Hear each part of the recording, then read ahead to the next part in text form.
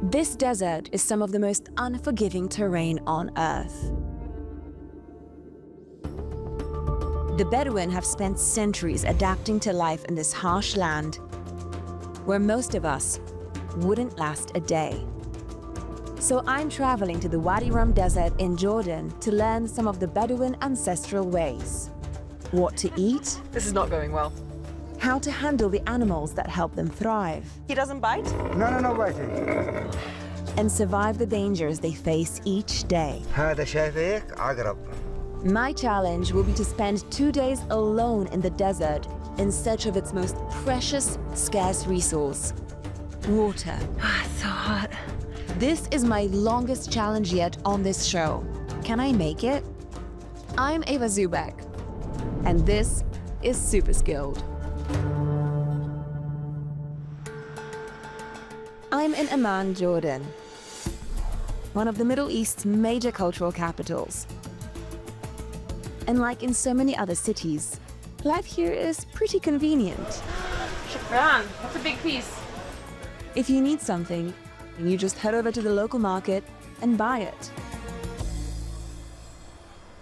But this is only a quick pit stop. I'm about to enter a world where city comforts vanish, Hey, how's it going? and even the most basic resources can be hard to find. We're headed to Wadi Rum, in the southwest corner of Jordan. It's a vast, cinematic desert of red rock and golden sand. I'm on my way to meet my host, a Bedouin family that lives in the desert year-round. Their super skill? Thriving in what looks like barren and hostile land. It doesn't even look real. It's like a whole different planet. You know, I can't believe that people actually live out here. And they've been living here for thousands of years. The Bedou, or Bedouin, are people of the desert scattered all across the Middle East. Before cars became common, the Bedouin used to lead traditional nomadic lives, living in tents in the desert, trekking for miles to fetch water and other necessities. It's a way of life that requires a deep connection to the land, and I want to learn some of their secrets. It was just before sunset when we arrived at the home of Abu Rahib and his wife Bahita. Assalamu alaikum. السلام ورحمة الله. أهلا وسهلا حياها الله. Oh my God, can you believe this? This is where we're going to be living for the next 5 days. أوكي. Oh, wow. قهوة بدوية. Oh my gosh. With the night falling quickly, we hung out around the fire and chatted in a mix of English and Arabic before going to bed. I needed the rest because starting tomorrow, I would be learning how to survive in one of the most hostile environments on Earth.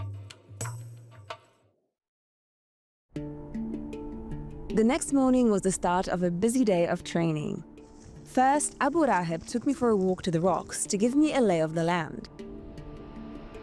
In a few days, I'll be making my own version of a Bedouin expedition, trekking 20 miles round trip from the camp to the nearest spring to bring water back for the family.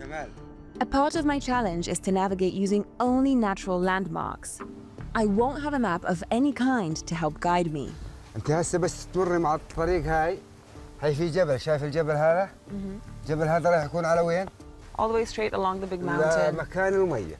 مشان هيك تمشي شوي شوي وإن شاء الله إنه توصل في الوقت هذا بأمر الله. Clearly, desert navigation is more of an art than an exact science, which is a little worrying as it's probably the most important lesson on this trip. I'll be making this journey alone. Not even the camera crew will join me. Getting lost out here could mean hours, if not days, of wandering in the sun with no access to water. How will I know that I've reached the right spot? أنت بس تصل إلى هناك طبيعة الجبل اللي فيه المية مختلف ومبين إنه بس تقربي له في معالم للمي. إن شاء الله إنه راح تشوفيها يعني. I really hope so too, because according to Abu Rahib, if I miss the water on my first pass, I could end up wandering around the desert, leaving me susceptible to heat stroke and dehydration. And as if I needed another reason to be nervous, venomous snakes and scorpions are a pretty serious threat out here.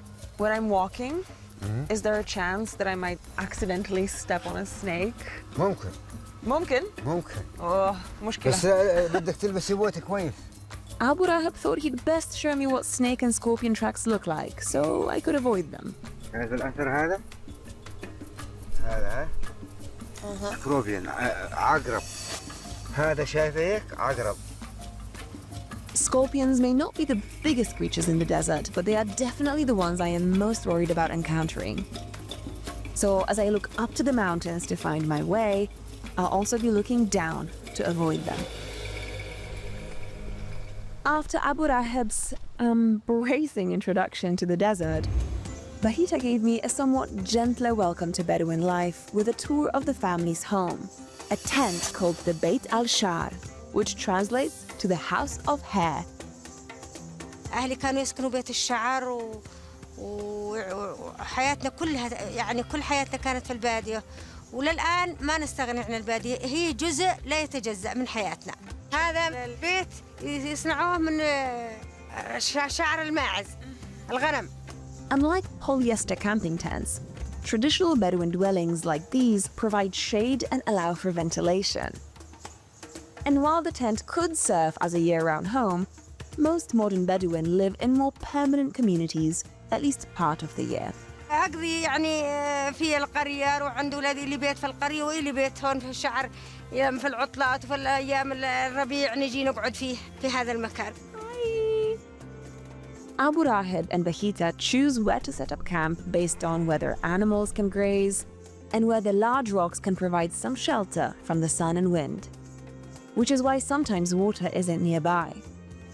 Bahita says she wouldn't have it any other way. عندي أحسن من 100 مكيف وعندي بيت الشعر أحسن من قصر صعوبتها سهولتها كل شيء فيها حلو. Next, Bahita taught me how to make a traditional flatbread, a staple at any Bedouin meal. نعجنة يعني هو أكل صحي وما عليه إلا المية وملح وطحين. This is what I'll be making for dinner when I'm out on my trek. هيك Oh, like this. يس ممتازة رائعة. Yeah, خلاص? خلاص. Okay, we're done. Before we cook it on the dome-shaped grill called a sage, Bahita says we have to separate the dough into portions. There's a technique. There's a whole technique. Oh, which clearly I am not getting. Oop. Oh, I think that's a little too small. Stick a little bit more. Come on. After a couple of tries, Thank you. Shukran. I was almost getting the hang of it. Almost. This is not going well. Can you tell which one I made? And with our almost perfect portions prepared, they were ready for the sage. Wow. No way. It's kind of like a pancake, like a crepe. بانكيك بيتزا يسميه اللي بدك إياه اللي يعجبك يسميه. Wow. That is the fastest way to make bread I've ever seen in my life. Now it was my turn. برافو Gran. برافو برافو. I don't know if it's so bravo, but we're trying. هوبا واو حلو. It's not ready yet. يا مبتدئة أنت مش يعني أنا قعدت سنة وأنا أتدرب عليه. يلا بس خلاص جاء لي كفاح. أنا 7 المستحيلات. You know, it's probably a good thing that I'll be the only one eating the bread I'll make in a couple of days. Now, Abu Rahab wanted me to meet my travel companion. اسمه عليان. Alian. عليان. Hi, Alian. كيف حالك? He doesn't bite? No biting. No? No. I'll admit, I may have come in with some preconceived notions about camels being grumpy and stubborn. He's a friendly camel. That's good to know. And this is the camel that I'll be bringing with me on my trek. So we need to become friends quickly. What I needed was a crash course in camel communication. هسه هو الجمل واقف هيك. حلو؟ هسه بدنا ننزله ونحكي له كلمة إيخ. نمسك الحبلة زي هيك ونعمل له إيخ. خلينا أطبق قدامه وبعدين هي تطبق، أوقف وبعدين أطبق. إيخ يا. Really does understand Arabic. هيك نزل كويس وبدنا نوقف الجمل هسه نحكي له حد. The commands aren't actually Arabic words, just sounds. But what mattered is that Alian understood them. اوكي سي حد. Can I try? تمام عندي يلا. You are so tall. I am a little bit scared of you, but we'll become friends, right? We can become friends. Ich. Ich. Ich. Yeah. Close. Ich. He's not listening to me. Maybe he just doesn't understand my accent. Ich. Come on, buddy. Ich. Like this. See? You make it look very easy. Yeah. Had. And finally, Had. a breakthrough. Yes! Good boy! Ava, camel whisperer Zubek. معلمة أنت. He's not as scary as I thought he would be. Once I got the basics of camel communication, Abu Rahid taught me how to hobble and secure Alian. Like this? Okay. Oh, good. And how to saddle him properly. I wouldn't be riding on his back, but he would be carrying all of my supplies for the trip. Are we in the middle? Handling a camel is a pretty fundamental Bedouin skill. After all, the Bedouin have been traveling across the deserts for centuries, all thanks to camels. In. And up. These animals can carry up to 500 pounds on their backs and go for weeks without water. أبوي وجدي وجد جدي كانوا عندهم جمال، أنا بدوي ومحافظ عليهم لغاية الآن، وأنا راح أنقلها لأولادي هاي. They're the true endurance athletes of the desert. Good boy, Alian. Alian, are we ready? Alian and I were really getting in a groove. Had. Good boy. Come on, let's go, buddy. Wow. I could go to the ends of the earth with you, boy. Well, maybe not all the way to the ends of the earth. We started with a few laps around the camp, which definitely made me feel like there was friendship potential for Alian and me. Good boy. Okay, I think this might just work. Tamam. While Alian is a great partner, Oh, the good boy. I was ready to wrap up my first day of lessons. Tomorrow would be another very busy day.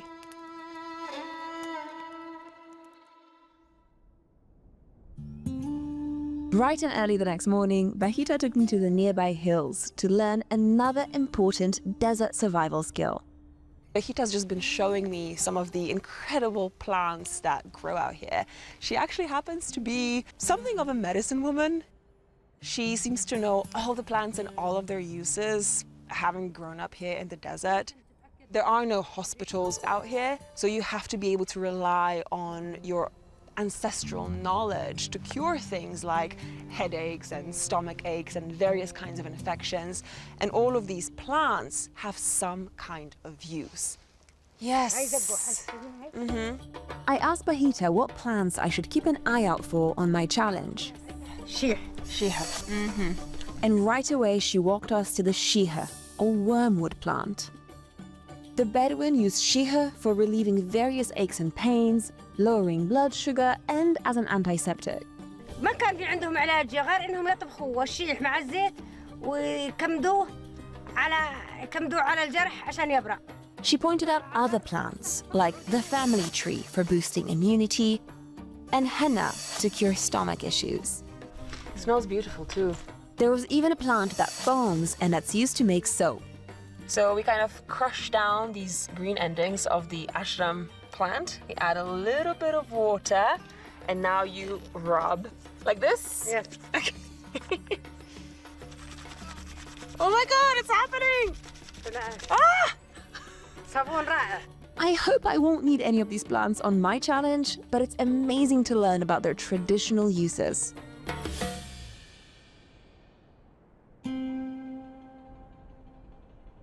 I think for a lot of people, when they think about the desert, they kind of think about this place that's barren. But being out here, it actually seems very, very different. It seems like the opposite of that. It seems like you can find anything you need out here. قد بنروح على القرية وعلى المدينة نفسنا نرجع للصحراء وما نستغني عن الصحراء، نحب الصحراء، الصحراء في قلوبنا، يعني الصحراء بيئتنا. Bahita spoke so beautifully about her home, and in just these couple of days here, I completely understand why. But that doesn't really make my upcoming challenge any easier. You take one look around here and you're like, yep, this is a pretty extreme environment. There's no trees, no rivers, no towns, no villages, no people, you know, out here. And it's very easy to be back there with the family at camp and feel quite safe and well taken care of because they know this place like the back of their hands, and I don't. I'm under no illusions about how different this desert will seem to me when I'm trekking through it on my own. But I just have to hope that the lessons I've learned will be enough to carry me through. Tomorrow, I'll graduate to the next stage, which involves practicing all the skills I've picked up so far ahead of my big challenge. But before we get there, Bahita wanted to treat me to a full Bedouin makeover. I feel like Bahita is the only person in the world that I would allow to do this to. My eyes. The black eyeliner she's applying is kohel, and it's not just for beauty. That's why I don't wear makeup. Kohel has been used by both men and women in the Arab world for centuries to dampen the glare of the harsh desert sun on their eyes. Is it on? Is it done? All right, let's take a look at the camera. Oh my gosh! بس الكحلة هون That's عشان kind of cool, I gotta admit. Look at those eyes, they're popping. بدوية أصلية. Yeah, I look like a Bedouin? Yeah, you think so? I think so مع too. المنديل هسه إنك بدوية أصلية. There's one more step. Not just the makeup, not just the kohl. We're going to put on the kafia. Kafia, right? While the keffiyeh headdress is now seen by many as a symbol of the Palestinian people, The transformation is almost done. We're not quite ready yet. before the early 20th century, it was traditionally worn by Bedouin men to identify themselves as nomads and to protect from the sun and sand. Just two Bedouin ladies out here in the desert.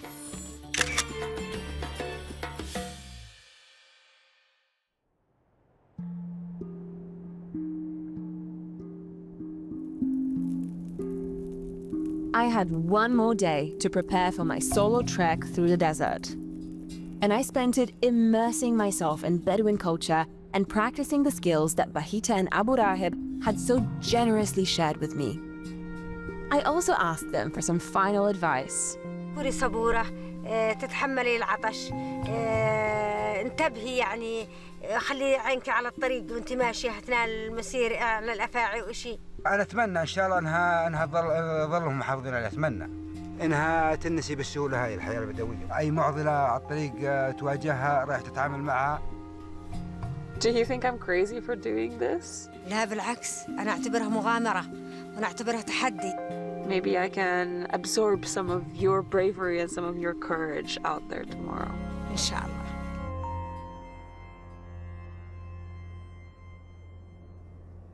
Well, it's the night before the big challenge. I have about 8 hours until I set off into the desert with Alian, my camel. Honestly, I am feeling really, really, really excited. I feel like this is such an amazing adventure. I'm super psyched. But, of course, also aware of the fact that there are certain risks involved. I am concerned about the heat. I am concerned about the distance. It is quite a long way, about 10 miles each way. And of course, I am concerned about, the camel and just all the things that could go wrong. But I'm just going to try and not to think about them and hope that some of the skills that I've learned this week, I'll be able to use them and apply them tomorrow and the day after. So, yeah, I'm going to try and get some sleep now. And I'll see you guys in the morning.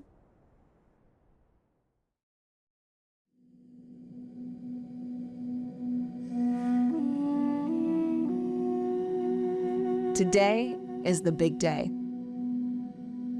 Alian and I will be walking 10 miles in the desert heat. Our mission? to find a freshwater spring without a map.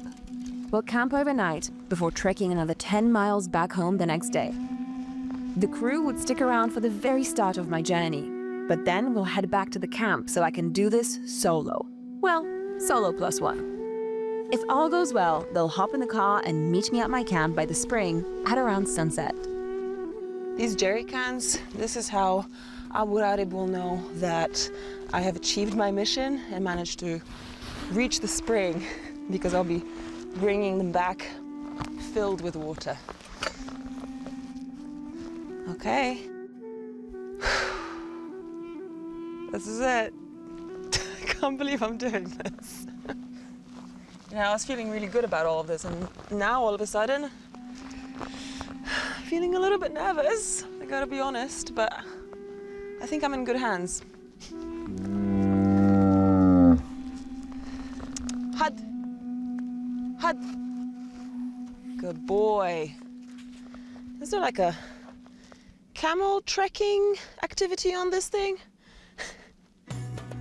With my watch set, the challenge was on. I packed pretty light. A tent, a sleeping bag, tools to make a fire, some emergency water supplies, and ingredients to make bread. Since Asad had to stay at camp, I would be baking bread differently, creating a natural oven in hot coals. Thankfully, Bahita made me a few snacks for the road. My first steps out on the trail, so far so good. I am aware that it's a pretty long way. I still have about 10 miles to go today, and it's only gonna keep getting hotter, and I'll only keep getting more and more tired, so I know it's gonna be a long day. After about 30 minutes, it was time for the crew to leave. So now it's just the two of us.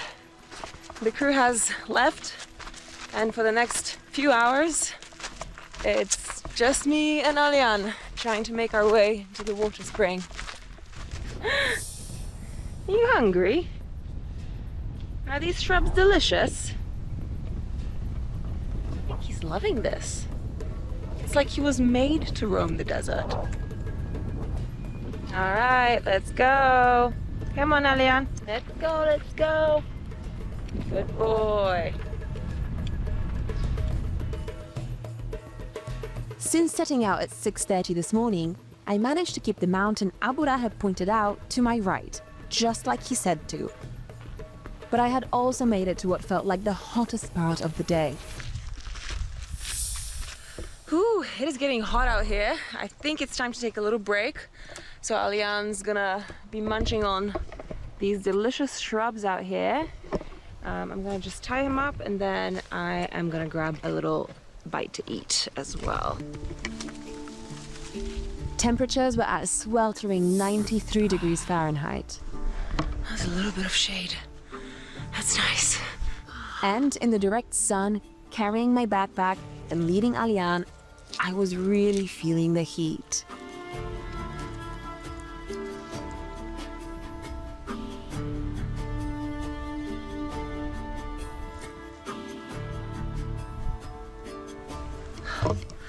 All right, let's keep going. Good boy, Alian.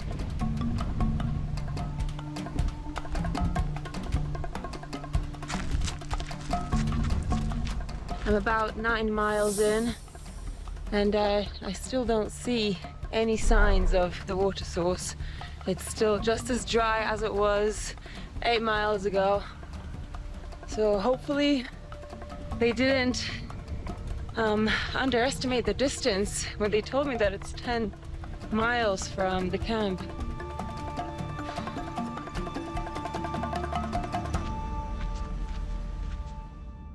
This was not a good sign.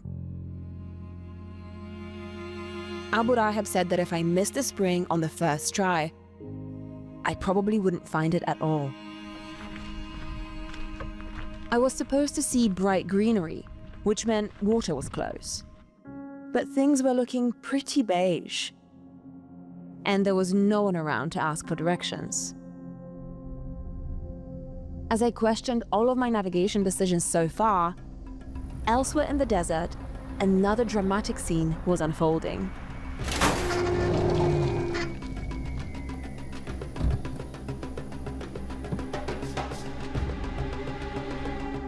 So, camera team update. Our car's broken. Yeah, just smashed a massive rock, and now there's quite a lot of oil coming out the bottom of the car. So, yeah, we don't think there's much oil left in the car, so we are stuck.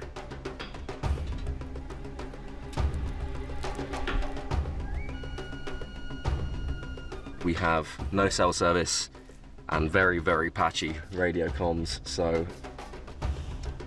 not sure what we're gonna do now.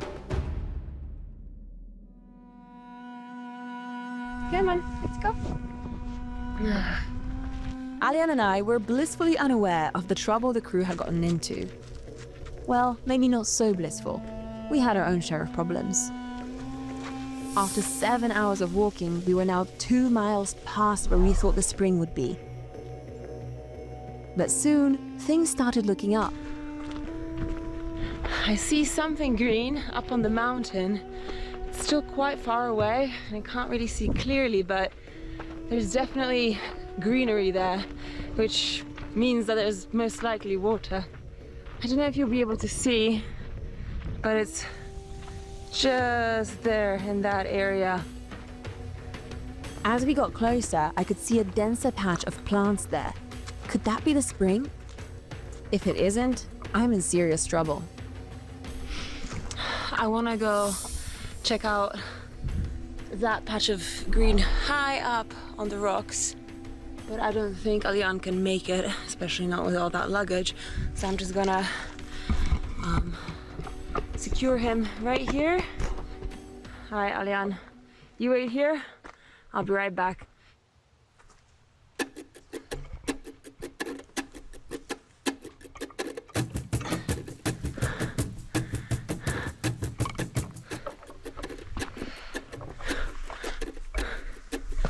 Okay, here is the tree that I saw from down below. Wow. Can't believe it. Feels like a mirage. Now let's find that water.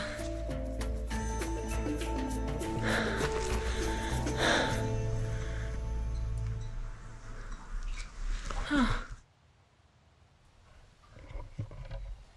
I guess that's it. This is the water source. Huh.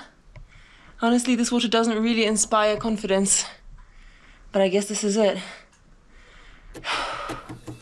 Oof. So how does a spring form in the middle of the desert? It's all about the geology of this region. The tops of these rock formations are limestone, and when the rare desert rain falls here, the water trickles down to the granite below, where it pools and creates a spring. There's some more little pools here. So this spring actually happens to be a really important historic spring that lies along a traditional Bedouin trading route. It's the only spring for about 30 miles around. So it actually has a lot of history, a lot of culture behind it. There would have been entire Bedouin families and camel caravans parked up here just to kind of refresh along a really challenging, difficult route. I guess this is our spot for the night. I set up camp and fetched Alian some water. I was just about ready to settle in when... Hi. Hey guys! How's it going? Welcome to my camp. Oh, why are you guys so late? It turns out a local from the team had to undertake his own desert trek, walking more than 6 miles to the nearest Bedouin camp to get help. There, they were able to get a ride for the rest of the crew to meet me. It was a long day for all of us, so I started a fire, boiled some spring water to purify it, and prepared to make some bread. You know, kind of being out there is really wild because you're just on your own in this vast, massive landscape that's really harsh and unforgiving. There's no water and no people anywhere. So in a way, it felt almost like surreal to be out there on my own. But at the same time, it also felt really quite natural, like almost the most natural thing for a human being to do, you know? Go on a big, long journey across the land with your animal. That's something that humans have been doing for thousands of years. But of course, my challenge isn't actually over yet. I need to spend the night here all alone. I still need to grab the water from the spring tomorrow morning. I still need to pack the camel tomorrow morning all on my own. And I still need to make my way back to camp. It's a long way.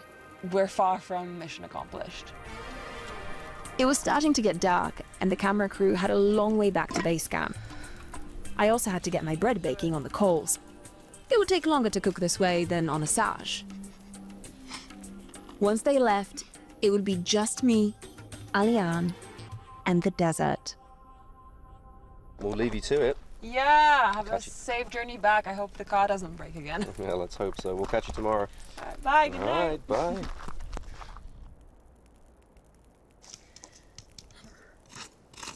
The bread is ready.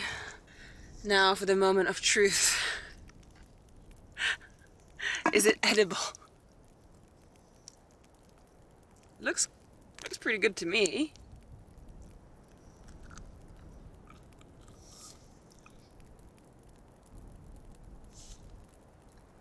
I made bread in a sand pit. I made bread, and it's amazing.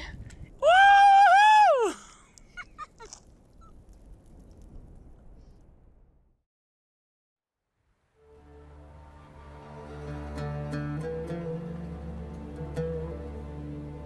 The next morning, I woke up to one of the most beautiful sunrises I'd ever seen. Leon, good morning. I could have spent hours thinking about how lucky I was to be there. But there was no time to waste. The desert heat waits for no one. I collected the water for Abu Rahib and Bahita and packed everything up. Had. And we were off again.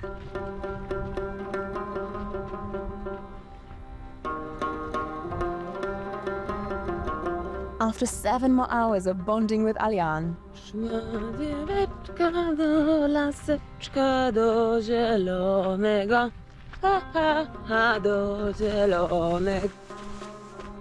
and dreaming of cold fizzy drinks, يلا هاي هو. we finally made it back. Assalamu alaikum. يا سفوت ارتاحي. It was so good to see Bahita and Abu Rahib, الله يعطيك العافية أبو العلي. and I was grateful to Aliane for being my partner through it all. Good boy. I couldn't have done it without him. سفر تمام. تمت الامور بخير وسلامه الحمد لله. And in case he wasn't sure I completed my full challenge, Oh, how do you say surprise? مفاجأة. Mufaja. أوه. شكرا. خلينا نذوق طعم المية، زمان ما شربناها. It's good? مشكورة. Mission accomplished. There you go, good boy. So, do you think I could live like a Bedouin now? درجة أولى أنت good woman Bedouin. Thank you. Thank you.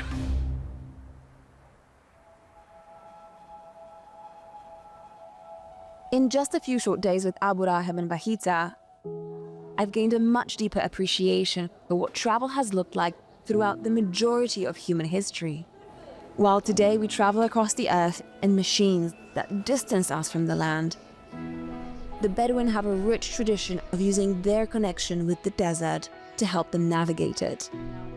Abu Rahib and Bahita have inspired me to continue to seek out experiences that deepen my own connection to the land, and to maybe get a camel or horse of my own. And with that, it's on to my next destination.